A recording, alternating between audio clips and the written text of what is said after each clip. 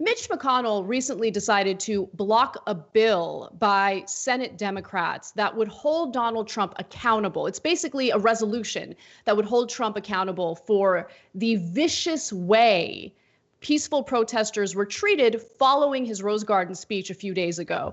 And so the resolution condemns Trump for, quote, ordering federal officers to use gas and rubber bullets against the Americans who were peaceably protesting in Lafayette Square in Washington, D.C. on the night of June 1st, 2020, thereby violating the constitutional rights of those peaceful protesters. And John, as you know, those protesters were met with violence because Trump needed them to clear the way so he can go ahead and pose with the Bible. Yep. So it makes all the sense in the world to condemn Trump for that, right? Especially if these lawmakers claim to care so much about protecting our constitutional rights. Well, unfortunately, we have goons like Mitch McConnell who block it. The Democratic resolution, by the way, would have also thrown congressional support behind the right of Americans to protest peacefully and the belief that violence and looting are unlawful, unacceptable, and contrary to the purpose of peaceful protests. But again, yes, McConnell blocked it, and he actually proposed his own fascistic resolution, and that resolution would throw the Senate's support behind the idea that order must be immediately restored to the cities of the United States so that citizens may have peace and the legitimate grievances of peaceful protesters may be heard and considered. So, of course, McConnell's resolution is meant to condemn elements of these protests as opposed to condemning the president for violating our rights.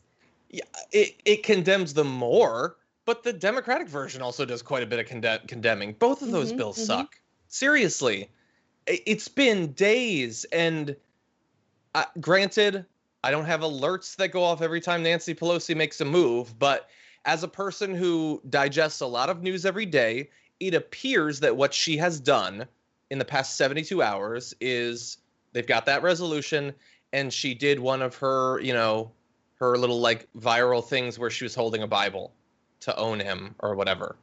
That's it. The Democrats are AWOL. There's some good Ilhan's got a good bill.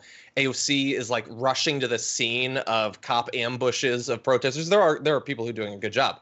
But for the most part, it's the Biden strategy. I mean, even Biden isn't hiding anymore. He's going to some things. Nancy Pelosi is more Biden than Biden right now.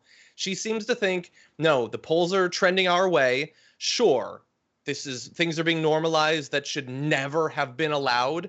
But I don't know. It's kind of looking like it might go for us in November. So we don't really want to shake the boat. We don't want to do anything that might turn off some of the very comfortable liberals that we want to vote for us. So let's just say something very specific about Trump, rather than the fact that people are cracking skulls all over the country.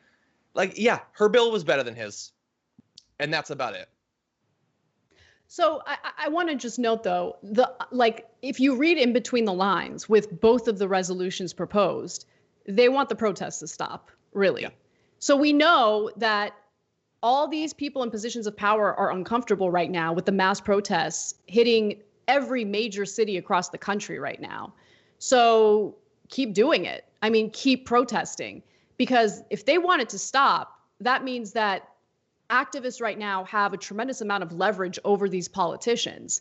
And I was reading about how, in some police departments, they're going to have to give up their typical days off per week until, the civil unrest dies down a little bit. So eventually these cops are going to have enough. They're not going to be able to take it anymore. So just keep doing it. I mean, just being out there on the streets peacefully, the sheer numbers of people out there is making people uncomfortable, people in positions of power. And if you just continue doing that, eventually I think you can get these politicians to bend to your will. And I think that's what needs to be done. Yeah.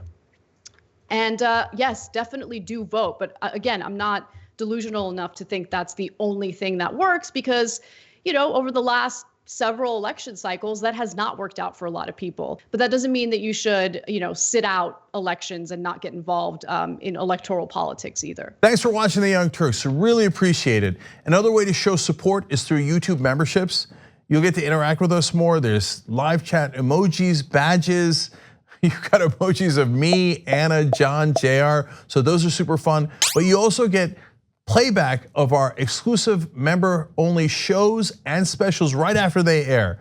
So all of that, all you gotta do is click that join button right underneath the video. Thank you.